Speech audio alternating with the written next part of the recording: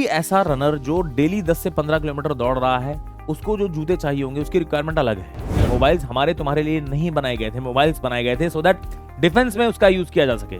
Bullet proof jacket की cost 10,000 रुपए आ रही है या 50,000 रुपए आ रही है या 5 लाख रुपए आ रही है। डिफेंस सेक्टर को पैसे की कोई कमी नहीं है, और जिस भी इंडस्ट्री में cost is not a major factor, वहां पर आप इंजीनियरिंग बहुत अच्छी तरीके से यूज कर पाएंगे बेटा। एजुकेशन सेक्टर से ज्यादा बजट हमारे यहाँ डिफेंस का होता है। D2H सर्विस के लिए सैटेलाइट्स नहीं बनाए थे। हेलो बच्चों, आज के इस वीडियो में मैं आप लोगों से बात करने वाला हूं कि कोई एक बच्चा जो बहुत अच्छी तरीके से अपनी इंजीनियरिंग की पढ़ाई कर चुका है और अब वो चाहता है कि जो भी बेस्ट चीजें उसने पढ़ी हैं वो खुल के बिना किसी कंस्ट्रेंट के इंजीनियरिंग की दुनिया में, इंडस्ट्रीज में लोगों के लिए यूज कर सके, अपनी इस नॉलेज को बेस्ट तरीके से अप्लाई कर सके। लेकिन हमको ये भी मालूम है कि हमारी जो इंडस्ट्री है, मार्केट है, वो कॉस्ट ड्रिवन है।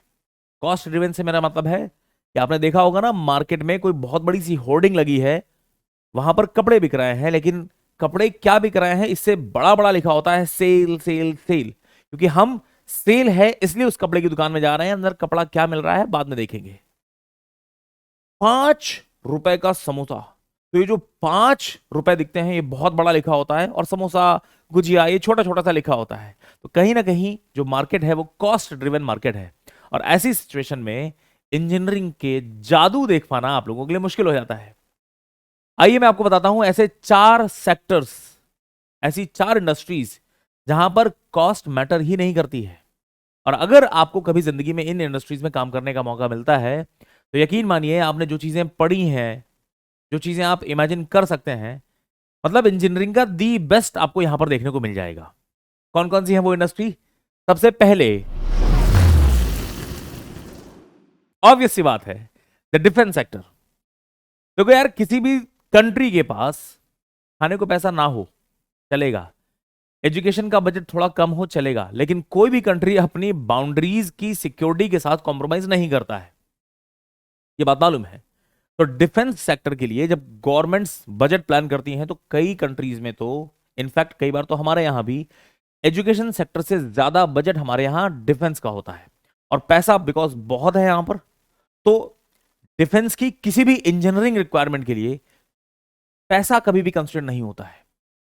अगर इन्होंने बोला है कि हमको दी बेस्ट गाड़ियां चाहिए जो डेजर्ट में चल सकें, तो बनाई जाती हैं। अगर उन्होंने बोला है कि हमें किसी पर्टिकुलर टाइप के रोबोट की जरूरत है, तो फिर पैसा कंस्ट्रेंट नहीं है। हमें ऐसे रोबोट की जरूरत है जो जलती हुई आग में भी अंदर चला जाए और सरवाइव कर जाएगा, तो पैसा कंस्ट्रेंट नहीं है।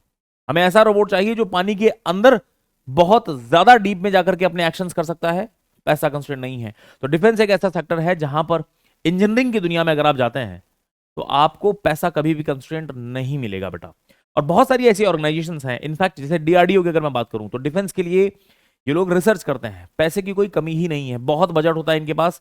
इंजीनियरिंग की लिमिट्स को ये डेली बेसिस पे पुश करते ही रहते हैं, कुछ ना कुछ नया दुनिया में चलता ही रहता है। अच्छा, आप लोगों ने आजकल तो मूवीज में भी आप लोगों ने देखा होगा, जो हमारे टोनी स्टार्क भैया हैं, इन्होंने भी डिफेंस की एक नई, है ना, एक इमेजिनरी दुनिया खड़ी कर दी है। अब इस दुनिया को मैं बहुत ज्यादा देर तक इमेजिनरी बोल नहीं पाऊंगा, क्योंकि जो भी बातें हम लोगों ने मार्वल की मूवीज में देखी है ना, कि टोनी स्टार्क भैया हैं, इनका जो सूट है आगे ग्लास लगा हुआ है, और ग्लास में इतने सारे सेंसर्स लगे हुए हैं कि ये अपने सामने किसी भी बंदे को देखते हैं तो सेंसर्स कैमरे के थ्रू उसको स्कैन कर लेंगे, उसका चेहरा इमीडिएटली इनके डेटाबेस से मैच हो जाएगा कि क्या ये आदमी इस टेररिस्ट ग्रुप से बिलोंग करता है। इस आदमी को पूरा स्कैन करके ये बड़े आसानी से पता कर लेते हैं कि इसके पास कौन कौन से मेटेलिक वेपन्स हैं, वेपन्स लोडेड हैं या नहीं है, सारी बातें। और ये चीज जिसके बारे में बात कर रहा हूं, आर्टिफिशियल इंटेलिजेंस और वर्चुअल रियलिटी का मिला जुला रूप, ये आज सिर्फ एक इमेजिनेशन नहीं है, सिर्फ फिल्मों की बातें नहीं है, रियलिटी में ऐसी चीजें एग्जिस्ट करती हैं। इनफैक्ट मेरा खुद का एक दोस्त IIT बॉम्बे से पास आउट होने के बाद अपनी एक स्टार्टअप को चला रहे हैं जो डिफेंस सेक्टर के लिए वर्चुअल रियलिटी और आर्टिफिशियल इंटेलिजेंस से रिलेटेड प्रोडक्ट्स बना रहे हैं। ठीक है ना, इस तरीके की चीजें भी आजकल बहुत चल रही हैं। और व्हेन आई से डिफेंस फील्ड में पैसा बहुत है, डिफेंस फील्ड में आप इंजीनियरिंग की लिमिट्स को डेली बेसिस पे तोड़ सकते हैं, इसका मतलब है कि हर सेक्टर जो डिफेंस को सर्व करता है, फॉर एग्जांपल अगर मैं बात करूं टेक्सटाइल इंडस्ट्री की, तो टेक्सटाइल इंडस्ट्री जब डिफेंस को प्रोडक्ट देगा, जैसे पैराशूट के कपड़े बनाने हैं तो वो दी बेस्ट बनाएंगे, फिर वो कपड़ा ऐसा डिजाइन करेंगे कि हमें कोई ऐसा कपड़ा बनाना है जिसकी सरफेस रफनेस बहुत कम हो, तो दैट एयर ड्रैग कम से कम हो सके। यहां पर ऐसा कपड़ा बनाना है जो लाइट वेट हो, ऐसा कपड़ा बनाना है जिसकी स्ट्रेंथ बहुत ज्यादा हो, ऐसा कपड़ा बनाना है जो हाई इंपैक्ट को भी बर्दाश्त कर सके, ऐसा कपड़ा बनाना है जो हर तरीके की टेम्परेचर रेंज में, मतलब बहुत extreme cold extreme hot weather में भी सर्वाइव कर सके। This is the requirement of this parachute. अब can you believe, textile engineers का ये लिमिट से भी बाहर की बातें हैं, और इस तरीके की चीजें सिर्फ आपको यहीं देखने को मिलेंगी। कितने कीमत हो जाएगी, I don't care about that. बात समझ में आ रही है? चाहे वो बुलेट प्रूफ जैकेट्स की बात हो, लाइट वेट होना चाहिए और हाई स्पीड बुलेट को ये रेजिस्ट कर सके। कितने की बन रही है डजंट मैटर। एक बुलेट प्रूफ जैकेट की कॉस्ट 10,000 रुपए आ रही है या 50,000 रुपए आ रही है या 5 लाख रुपए आ रही है। डिफेंस सेक्टर को पैसे की कोई कमी नहीं है। आप हमें ऐसी एक जैकेट बना के दे दें, आज ही हमसे ऑर्डर ले लें 400 करोड़ रुपए का। This is how governments are going to behave. भैया पैसा यहां पर भी है। इनफैक्ट फूड इंडस्ट्री जब डिफेंस के लिए कुछ प्रोडक्ट बनाती है तो वहां पर भी पैसा बहुत हो जाता है। आपको क्या लगता है, ये जो टेट्रा पैक्स हम लोग देख रहे हैं, ये हमारे तुम्हारे फ्रूटी पीने के लिए बनाए गए थे? गरीबों, ये हमारे लिए नहीं थे। पहली बार जब टेट्रा पैक बनाया गया था तो इसका पर्पस सिर्फ इतना था कि मिलिट्री जब अपने ऑपरेशंस के लिए निकलती है तो लोगों को खाने के लिए हमें कुछ चीजें भेजनी है, और फ्रिज तो है नहीं कि आप चीजें बहुत लंबे समय तक स्टोर कर पाएंगे। तो टेट्रा पैक्स बनाए गए थे सो दैट मिलिट्री की फूड रिक्वायरमेंट्स को पूरा किया जा सके। बिना फ्रिज के अंदर जो प्रोडक्ट है उसको 6-8 महीने तक रखा जा सके। बाद में ये चीजें तुम लोगों को दे दी गई हैं कि ठीक है, अब जब बन गई हैं, पुरानी टेक्नोलॉजी हो गई है, तो लोग गरीबों तुम पे भी बांट दिया हमने, अब तुम इसमें फ्रूटी पियो। लेकिन ये चीजें बनी डिफेंस सेक्टर के लिए ही थी। इनफैक्ट टेलीकम्युनिकेशन डिपार्टमेंट की अगर मैं बात करूं तो यहां पर जो भी मोबाइल्स बने हैं, मोबाइल्स हमारे तुम्हारे लिए नहीं बनाए गए थे, मोबाइल्स बनाए गए थे सो दैट डिफेंस में उसका यूज किया जा सके। अब जब चीजें पुरानी हो गई तो तुमको दे दी गई, और आज डिफेंस पर्सनल्स वो शिफ्ट हो चुके हैं सैटेलाइट फोन्स की तरफ। तो मतलब दुनिया की कोई भी इंडस्ट्री जो डिफेंस को सर्व कर रही है, उस पार्ट में आपको इंजीनियरिंग के लिमिट्स डेली टूटती हुई दिखाई पड़ेंगी। तो पहला सेक्टर तो है आपका डिफेंस सेक्टर। दूसरा स्पोर्ट्स सेक्टर। स्पोर्ट्स सेक्टर में भी आप लोगों को खुले हाथ मिल जाते हैं कि जो जितना पैसा खर्च करना है कर लो, लेकिन हमको चीजें चाहिए एक्सट्रीम, एक्सट्रीम खूबसूरत, एक्सट्रीम परफॉर्मेंस वाली। स्पोर्ट्स में अगर आप हमसे पूछेंगे कि किसी एक स्पोर्ट का नाम बताओ, तो हमें सिर्फ एक चीज याद आती है इंडियंस को, क्रिकेट। लेकिन उसके आगे भी बहुत बड़ी दुनिया है। स्पोर्ट्स में जितने भी इंस्ट्रूमेंट्स इस्तेमाल किए जाते हैं, अगर हम इसको दी बेस्ट बनाने चले जाएं तो फिर लाइट वेट कर देना है, इलास्टिसिटी के साथ हमको खेलना है ना, थर्मल इंसुलेशन के साथ हमको खेलना है, बहुत सारी रिक्वायरमेंट्स आती हैं। फॉर एग्जाम्पल अगर मैं बात करूं ऑटोमोबाइल सेक्टर की, तो ऑटोमोबाइल सेक्टर में अगर फॉर्मूला 1 कार्स की बात की जाए तो सबसे ज्यादा एडवांसमेंट यहीं होते हैं, सबसे पहले एडवांसमेंट यहीं पर होते हैं।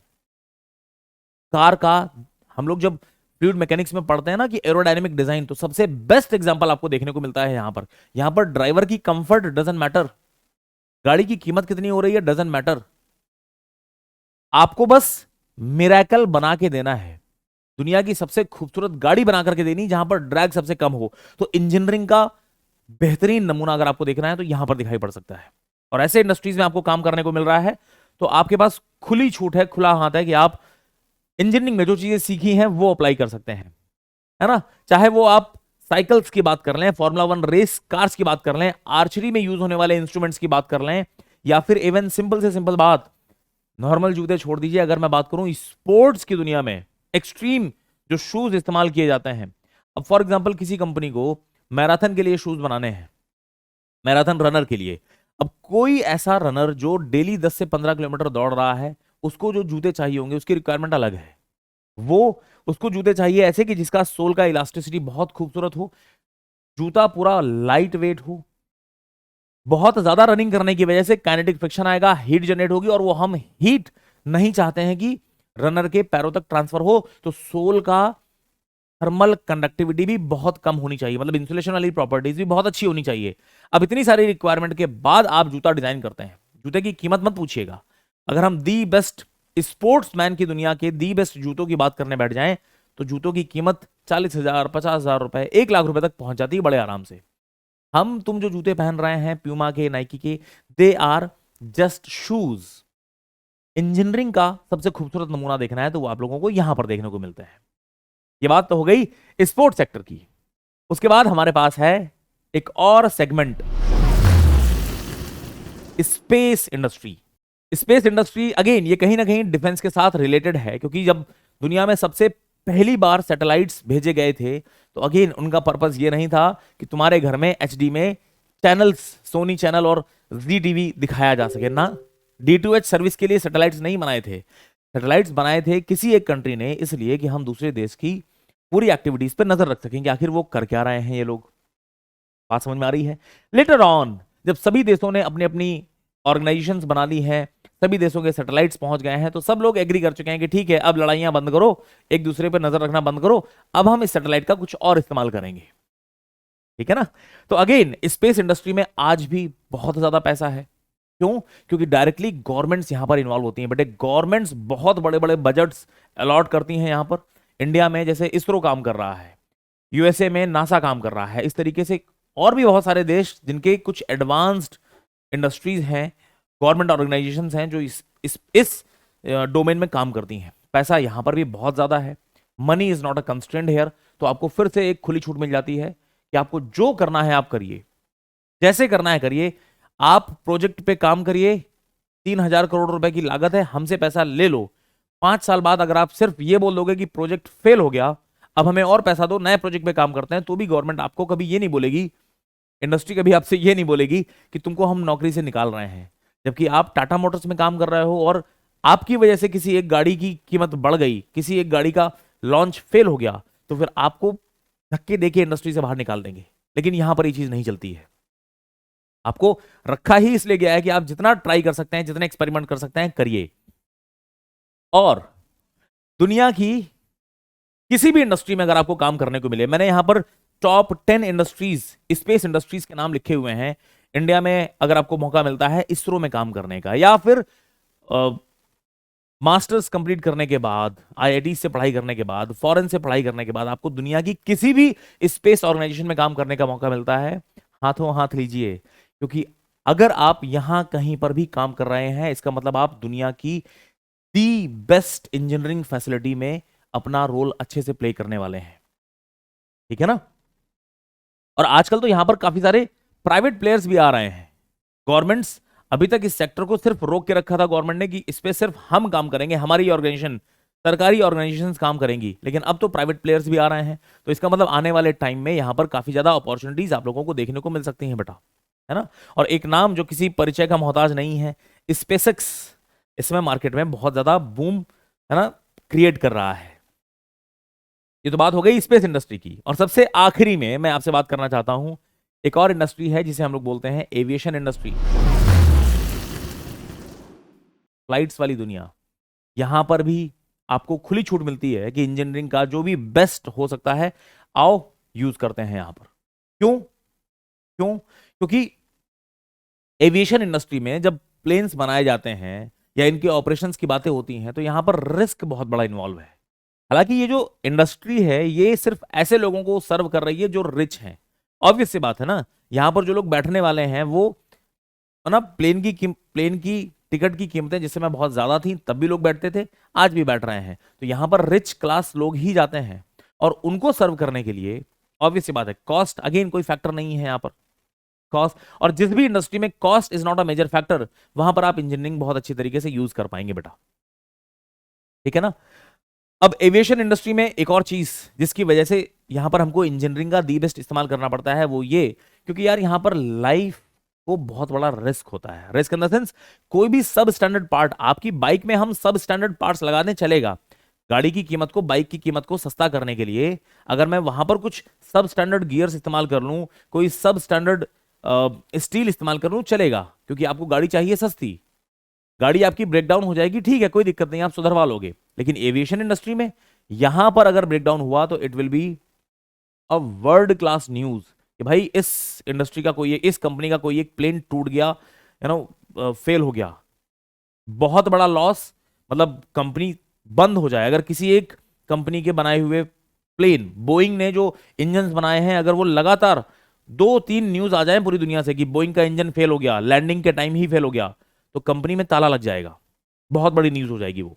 तो अगेन यहां पर सबसे बेस्ट चीजें जो हो सकती हैं वो यूज की जाती हैं। कॉस्ट फैक्टर नहीं है तो आपको फिर से इंजीनियरिंग का एक बहुत अच्छा मौका मिलता है इंजीनियरिंग की दुनिया में कुछ अच्छा करने का।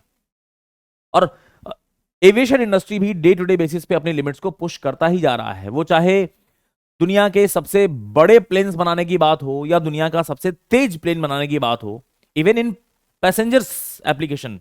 मैं कोई डिफेंस एविएशन की बात नहीं कर रहा हूं, ये सिविल एविएशन की बातें हैं। सिविल एविएशन में भी डे टू डे बेसिस पर लिमिट्स को पुश किया ही जा रहा है।